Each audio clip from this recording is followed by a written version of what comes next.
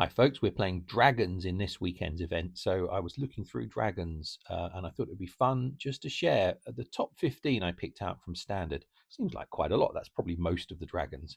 It isn't. There are absolutely tons of them. So here's the ones I think are going to be likely contenders. Niv Mizzet, Guild Pack, I think is really, really good. 17 mana for a 6/6. It has hexproof. But more importantly, when it deals damage to your opponent's planeswalker, um, it deals X damage to the first opposing creature. You gain X life and you draw X cards, which is the number of colors with 5 or more gems on the board. And I think that's going to be quite a few colors. That could be 3, 4 colors, sometimes 5 if you're lucky each turn. So you're getting a load of life gain, drawing a load of cards, dealing some damage to the first opposing creature. Really, really good contender for a dragon for your deck. Next one I've picked out is Capricious Hellraiser. It's a little bit complex, I think, to use. So it's one of those cards where you need to know what you're doing with it.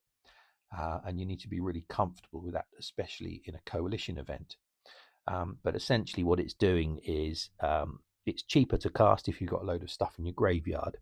And then it exiles supports and spells when it comes into play, and then it brings them back.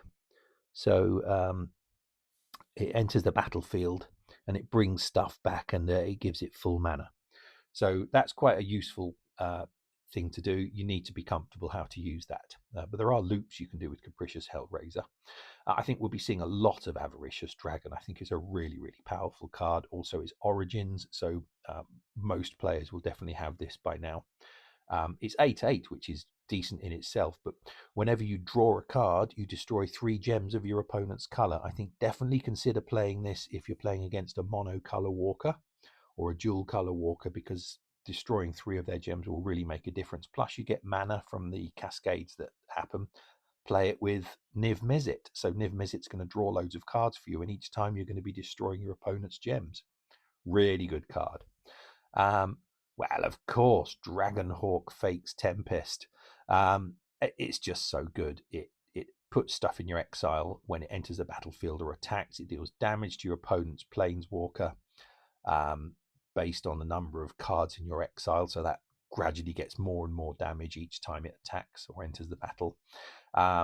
It destroys a load of gems, so you get loads of mana from the cascade. And then if that isn't enough at the end of your turn, you return a random card from your exile to your hand, and it gains full mana.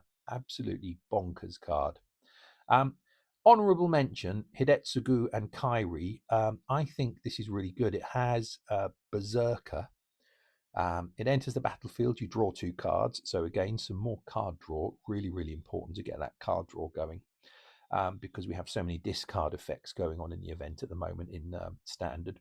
And when it dies or loses a reinforcement, your opponent loses X life, which is the mana value of the last card in your hand. So how about keeping, I don't know, Golden Wishes or Lock and Load or something with a big mana cost at the bottom of your hand, and that card then, if it's a spell card, gains full mana.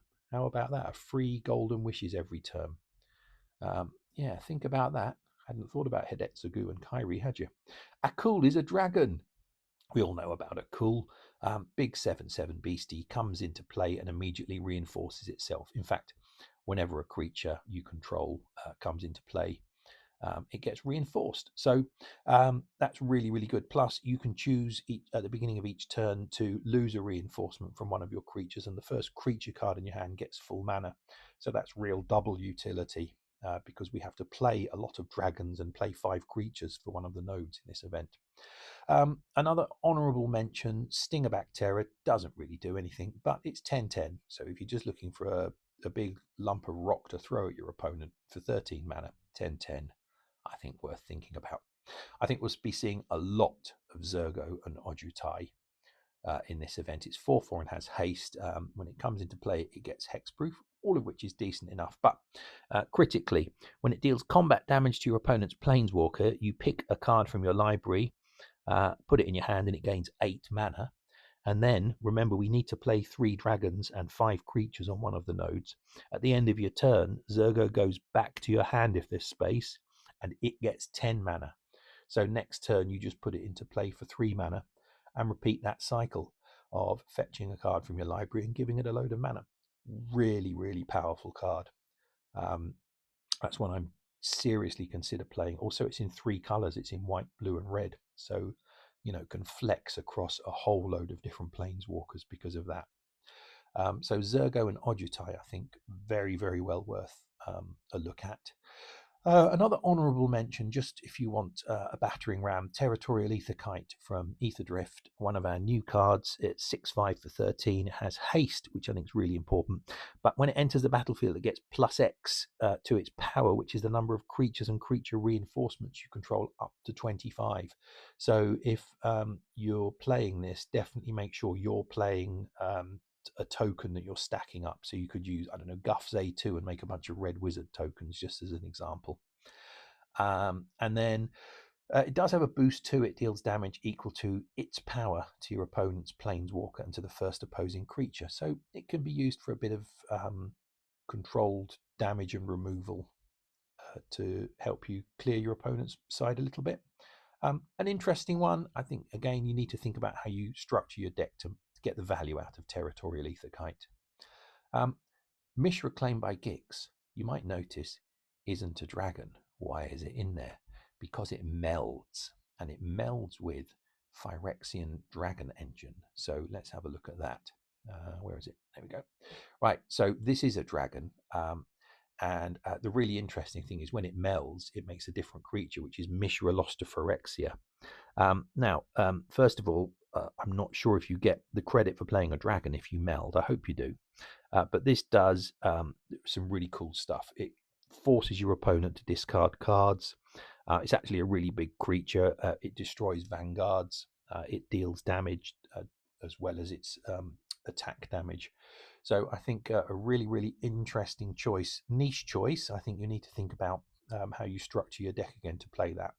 But I think a really interesting choice and definitely worth being in this list. Incinerator of the Guilty from Murders at Karlov Manor doesn't really do anything, but it is 8 mana for a 6/6 trampler. And again, I think really worth considering just because it's cheap and cheerful. So that's a good shout. A couple of honourable mentions. Twin Flame Tyrant. When a spell or creature deals damage to an opposing creature or opponent's planeswalker, double that damage. I think my view of this is it didn't quite ever do as much damage as I hoped it would. So, you're not getting to do massive double damage with it. But if you set your deck up carefully, you can do a lot of significant additional damage.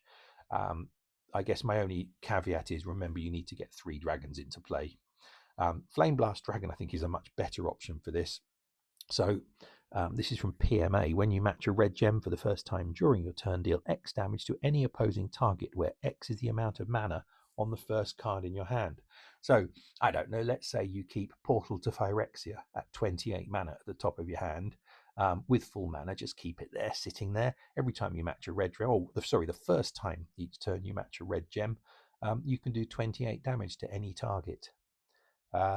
Any opposing target with Flame Blast Dragon. So again, needs a little bit of setup and thinking, but really, really powerful damage dealer and a card I quite like. I've definitely used this one a lot. And then final one and final honourable mention, Imperial Hellkite. Again from Murders at Karlov Manor. A beautiful picture, by the way. This is a masterpiece. You can use the reveal mechanic and it puts 4 gold tokens into play. That's not important. At the beginning of your turn, reinforce all dragon creatures you control. So you can get some creature ramp really quickly with this. But then also, when this creature attacks, deal X damage to each opposing creature for each of their reinforcements, where X is the sum of all your other creatures' power. So just have a think about that for a minute. You're doing an absolute ton of damage potentially with the Imperial Hellkite. So some really interesting choices. Those are 15 I picked out. I'm definitely going to be using a couple of these in the event. Really interested to see what you play. I guess I'll find out when I play against you. And if I've missed any, just drop something into comments and let me know.